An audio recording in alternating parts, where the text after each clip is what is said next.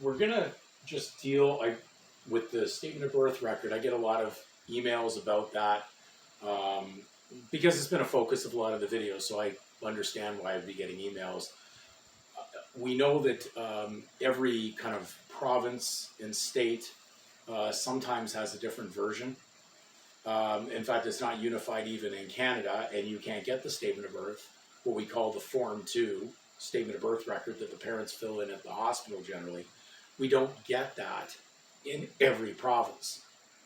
So we're trying to get down to what do you do if you don't have those things, but also if you do have it, we can also explain more clearly because it's much more of an easy thing to understand when we use the Ontario Statement of Birth Form 2, which you can Google up and you'll actually get a PDF that will come down on that, very easy to read.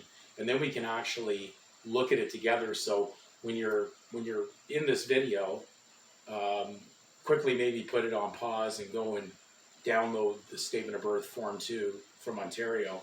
And then you can see what we're talking about. Now, in the Form 2 Statement of Birth record, that this is the current download that people have, some very important things to look at it. Number one, it's considered a permanent legal record. Even comes with an instruction sheet to fill it out. And then it comes in with the form, of course, to fill it out. Now, what's interesting when you get into the section that's even trying to get the parents' information, uniquely, when you look at it, and I've highlighted, hopefully this is seen on the record against this white right now, but it has legal last name at birth, dealing with the mother, talking about her maiden name for the maiden voyage of the legal ship, and then legal last name at birth, dealing with the father. Okay, so what we're seeing there is they specifically put the term legal beside that title, which is dealing with the last name or what we call the surname, or an agnomen, or a cognomen. Now, when you deal with the line below it that says first and middle names, they don't put legal there because it's not legal.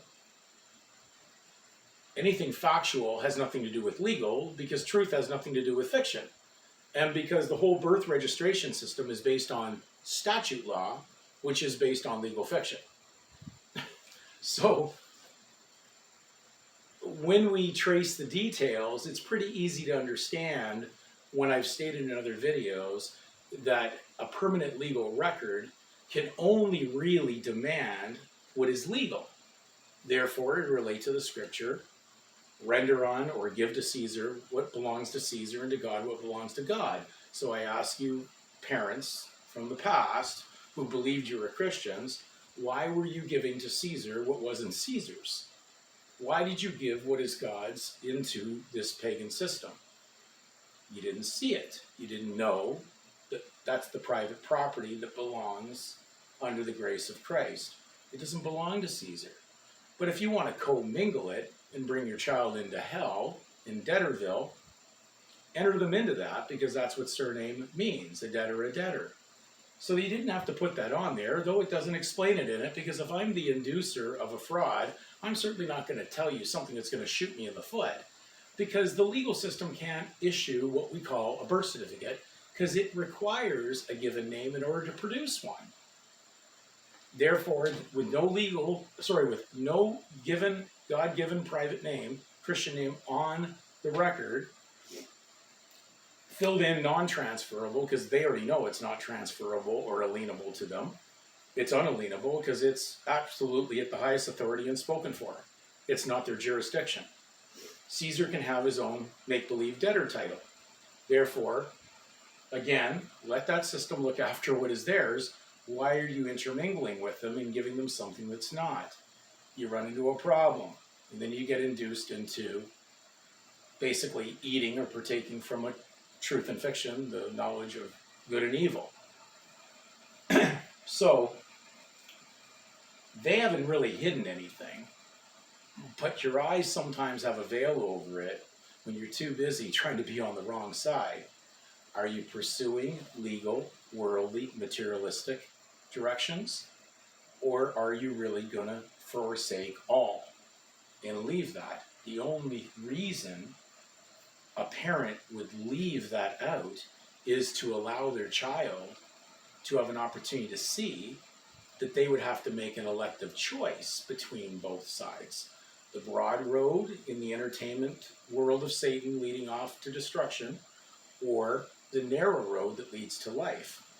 But there was no gun to anybody's head on this, and it was a matter of consent to put down what was, basically left for the parent to fill out. But if the parent didn't have eyes to see, it's mainly because they were already participating in it, and therefore they would pass the error down to their child. So it's very important for us to realize that the world that Caesar said, let's register the world meant civil title registration. He never had the jurisdiction or the power to put truth in there. That was just based on, unfortunately, an inducement that was in a system that required it in order to produce an error and a fiction and a misconception of birth. So I hope you get a chance to look at the document, download it, and you can see what I'm speaking about here, because it requires you due diligence to do that. I can't just walk you through it if you're not taking the time. So many people are asking me the same questions over and over again that were explained in over 630 videos that are up there.